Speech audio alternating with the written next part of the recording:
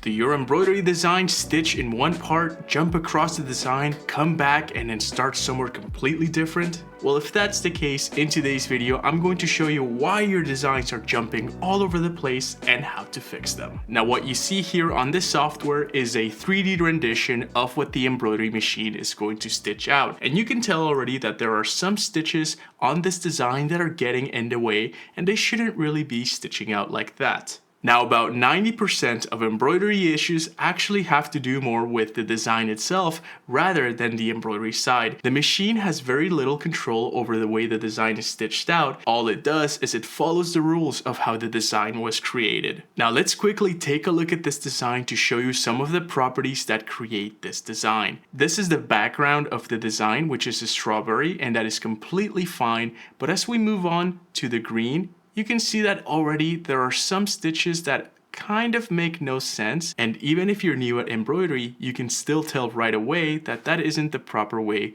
to put those stitches together. Before I show you how to fix the strawberry, let's take a look at an even more obvious example. Here we have the outline around the strawberry, and as you can see, it looks fine so far, but then at a certain point it has this really random connection where it jumps from this area to then stitching out this part right here of the stem.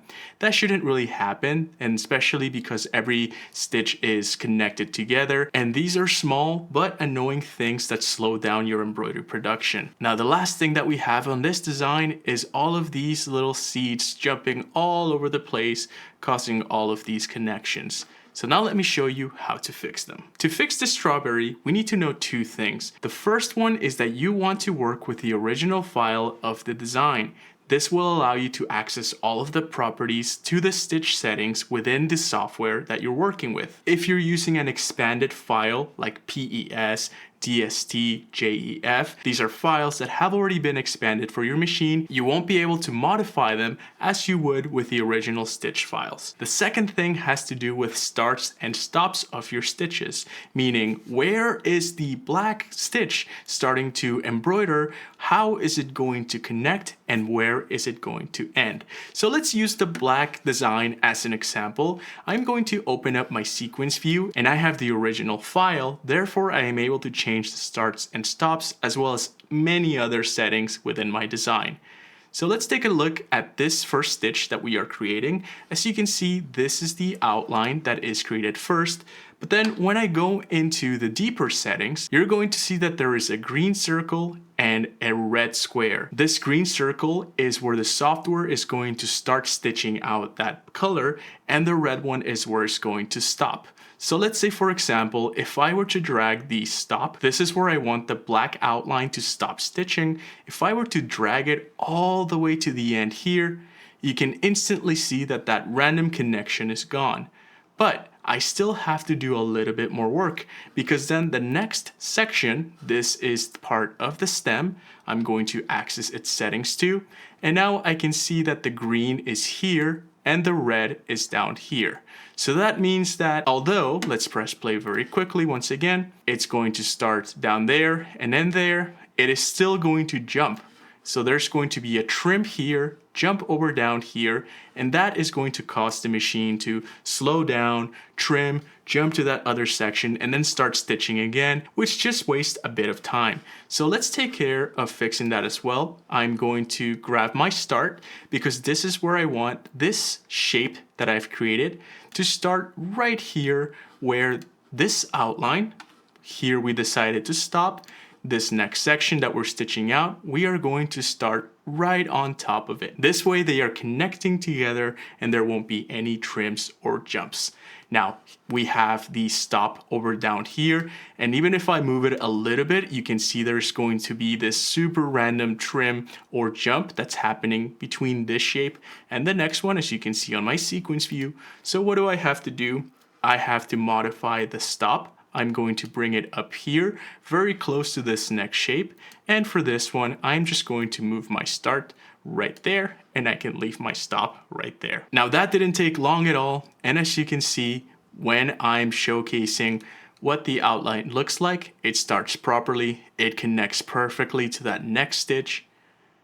and then it finalizes that last part of the stem all together. Now let's take a look at the lime green and see how we can fix this, because we're starting out on this stem right here and we are jumping around. Now the green color's connections aren't very obvious, but they are still organized in an improper way. So let's fix these very quickly. And in this design, the leaves from the back were meant to be stitched out first, then this one right here, and then at last it was this long leaf at the top.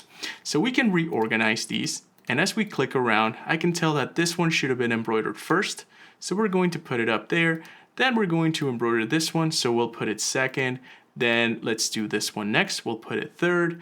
We'll do this one very quickly as fourth, then fifth, and sixth. And once again, I'm going to go through each one of these. I can see that it's starting right here, but it should probably stop very close to the second one. Now let's take a look at the second leaf. It is starting right there, so that is perfect. This one should probably stop somewhere. Let's put it up here as well. Let's take a look at the third one. I think I want this one to start super close and then end right here. Let's take a look at the fourth one. I want it to stop and start right here, so we'll put them, actually we'll make it stop somewhere here. And then the fifth one, we want it to start here and it can stop all the way up here.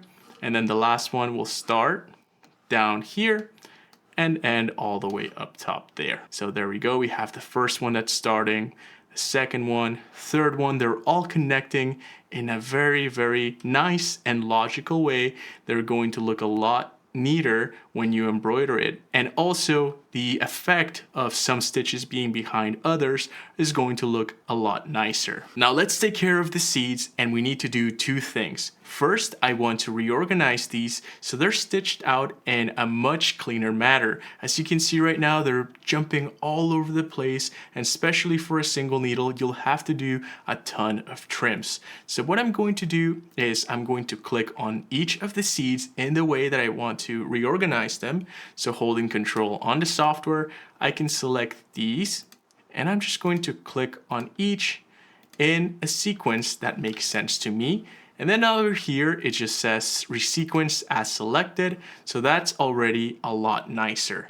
But one very important thing about digitizing in your designs, I'll just go to my properties, and under the commands, there is something called a trim. A trim is what you tell the machine, hey, I'm done with this stitch. I want you to grab that last thread and trim.